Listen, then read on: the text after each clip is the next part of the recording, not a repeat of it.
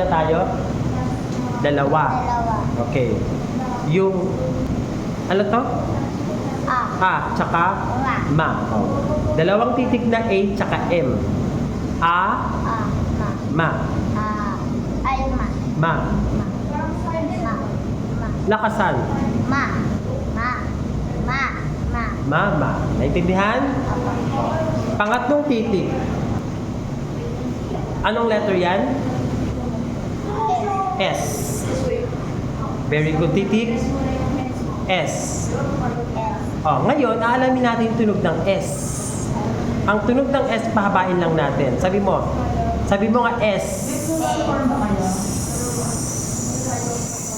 Yan ang tunog ng S. Naintindihan? Anong tunog nito? Very good. Anong titik? Anong letter? S. Anong tunog? Very good. Okay. Ngayon, pagsamahin natin yung tunog ng A tsaka S. Walang hit to. Oh, tingin dito. Tingin dito. Ako muna, si teacher muna. O, tunog lang. Tunog.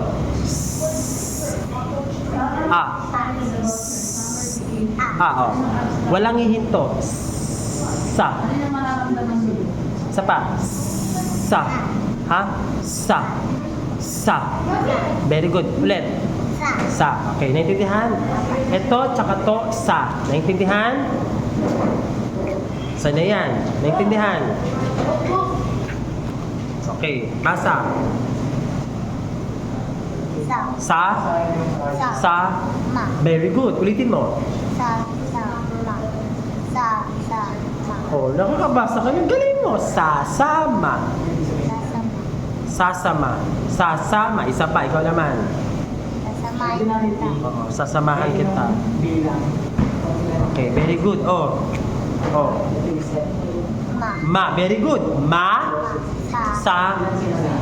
Very good. Ulitin natin. Ma. Oh, ulitin mo. Masa. Ma. Ma. Masa. Ma. Very good. Masama. Ang galing na.